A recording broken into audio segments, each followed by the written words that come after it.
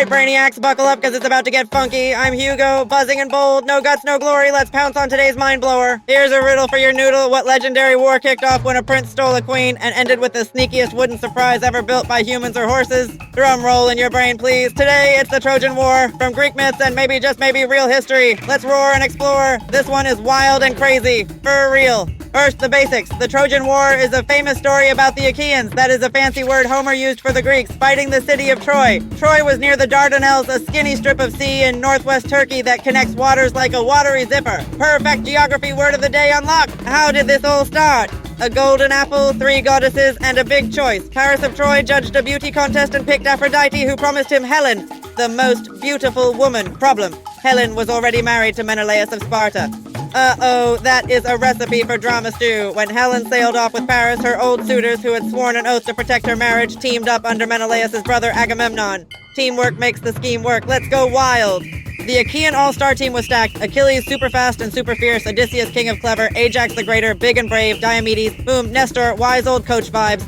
On the Trojan side were Hector, shield boss and city protector, Paris, the arrow guy, Aeneas, future traveler, and King Priam, dad of a zillion kids. Gods picked sides too. Hera and Athena mostly cheered for the Greeks, while Aphrodite and Apollo helped the Trojans.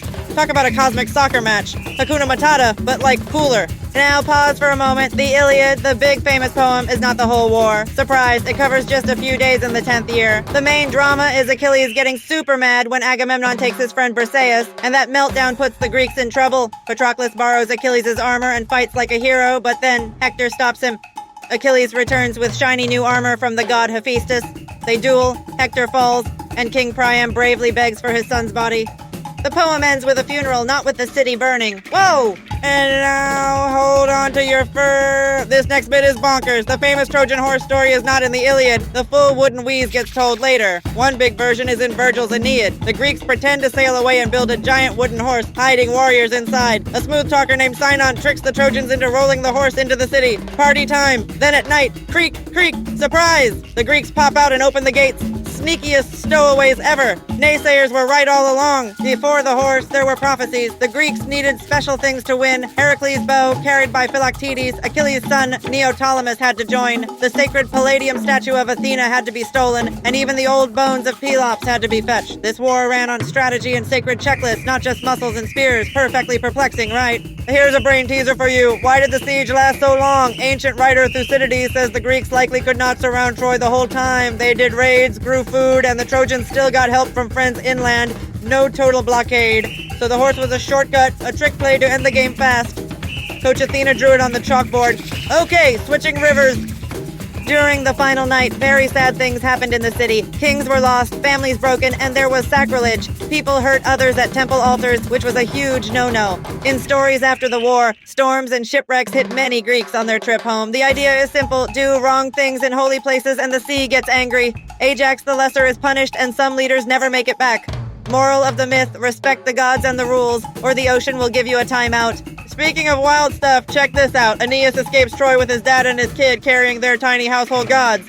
Later, Roman writers say he reaches Italy, and the Aeneid makes this the start of Rome's big story, from ashes to empire. That is some next-level glow-up. We're not done yet, folks. Was any of this real? Archaeologists dug at a hill called Hisarlik in Turkey. Starting in the 1800s with Frank Calvert and Heinrich Schliemann, they found layers of cities like a history sandwich. One layer from the late Bronze Age shows signs of big trouble, fire, and damage. Some experts line that up with dates around the 1190s BC, but other experts say, hold your horses. The poems are not history books. They are epic songs, puffy with poetry, not police reports. This is bananas. Oh, viewpoints time. View 1, there was a real fight, or maybe many fights, near that city. Folks remembered it, and the stories grew giant over time. View 2, the war is mainly a myth mix. Old tales blended to teach about honor, anger, and fate. Both sides agree the place of Troy is likely at Hisarlik, but the details of heroes and horses are hard to prove. Bear with me, this gets wild. Mystery makes stories sparkle. Surprise snack facts: the Iliad covers only 4 days and 2 nights of action in the 10th year. A tiny slice mega drama. Also, the giant horse scene you picture comes from later tellings like the Aeneid, not the Iliad. Minds officially blown. Keep your tails wagging. Daydream time. Picture me, Hugo, inside the wooden horse. I am wedged between a shield and Odysseus' elbow. I whisper, "Grr, honey badger," on hush mode. I try not to snack on the wooden wall, but it smells like tree chips. The horse rolls. Clomp, clomp. My whiskers tickle, the city goes quiet, then a tiny tap on the inside says go. Doors open, moonlight spills in, stealth pause, no guts, no glory.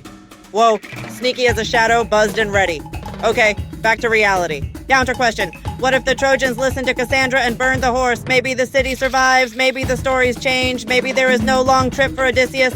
History can turn on tiny choices. That is why this legend stays perfectly puzzling. Next up is a doozy. After the war, Odysseus faces storms, one-eyed giants, and a singing danger zone. Get ready to rock and roll with a voyage that takes years and tons of brain power. Okay, switching rivers. Give yourself a tail wagon high five, and that's the tail end of that tale for real. Okay, time to hit the burrow and nap on that knowledge. Till next time, stay wild and wonderful.